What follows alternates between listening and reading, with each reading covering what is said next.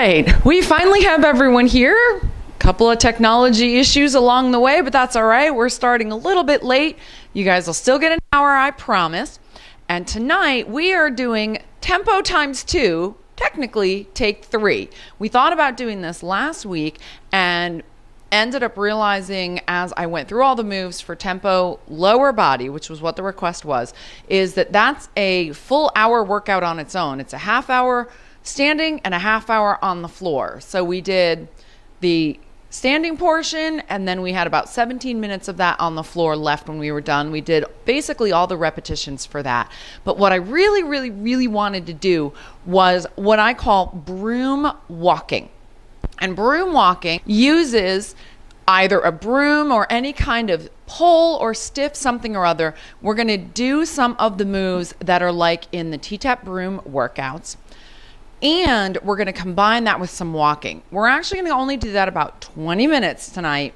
And then we're going to go into a true tempo lower body, which means we're going to take those last 35 minutes to do the moves again, but fewer repetitions, fewer water breaks if that's even possible.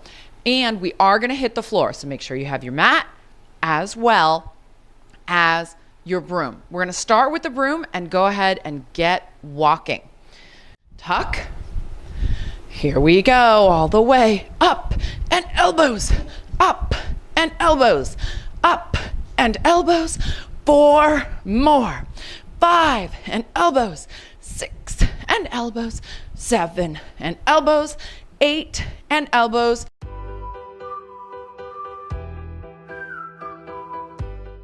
All right, so now we are going to go into our tempo lower body. So exciting.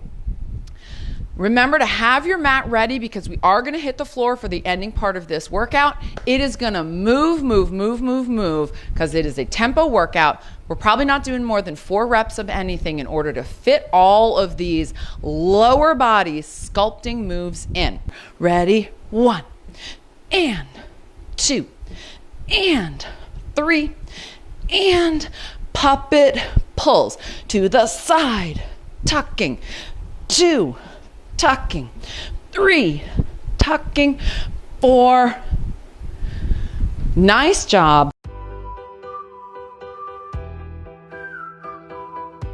Well, we are plenty warmed up, but let's stretch that spine out real quick before we go on to our backs to do the rest of our moves. Grab hold of those feet. Inhale, pull nice and tall. Exhale, push, stretching and rounding that spine. Release. Inhale. Exhale, round, tucking, drop that chin. Release. 1 more. Inhale. Exhale, push, pull, and do your best to straighten those legs if you can, rounding that spine. Release. Good job. Do you guys, for the live class, have any questions before we go? It's hard, but not as hard. I'm glad I did the floor part from last week on Thursday. So this was my 3rd time in a week doing at least the floor part. I felt sort of competent this time. It's good. That was funny to say. It's progressive. Suggested that last part is off my Christmas list. I really enjoyed the walking part. I was really in the mood for some kind of, more consistent aerobic movement today, and so that was really great. Yeah, that was one of the reasons I've had that walking workout on my to-do list for months now and just never managed to kind of get to it. And that was part of why last week I was like super excited to do it until I realized how long the actual tempo lower body workout, the full workout really is.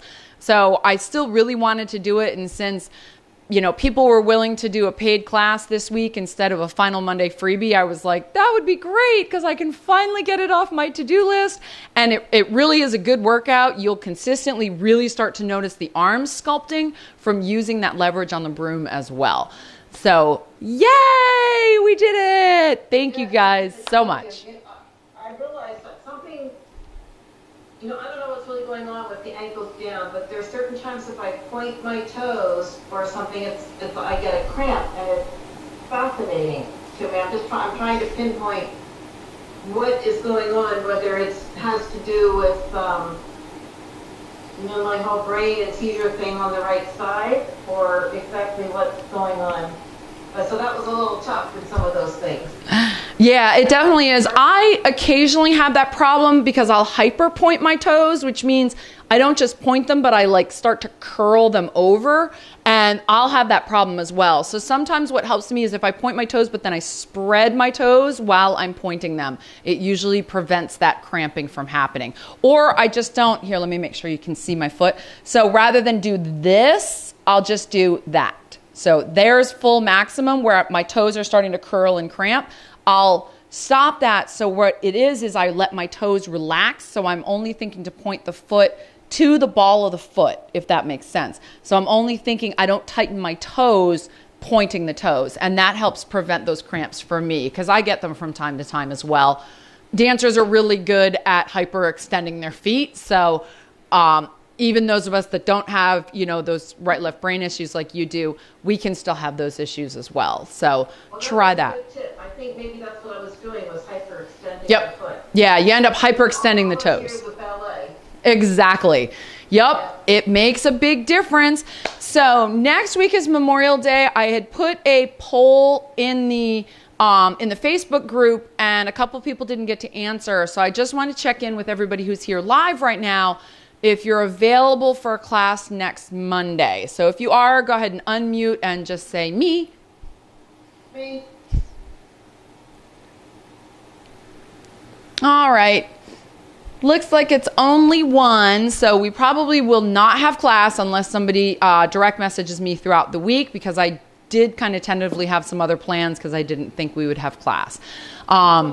Okay. So enjoy yourself. have a wonderful holiday weekend, and I will see you guys in 2 weeks. Don't forget to send suggestions. We've done a lot of the second half of the workout the last couple of weeks, so we probably will want to focus back on the basic first part of the workout, but I'm always looking for topics of how you guys want to tweak it. So let me know, and I'll see you then. Bye. Thanks for coming. You.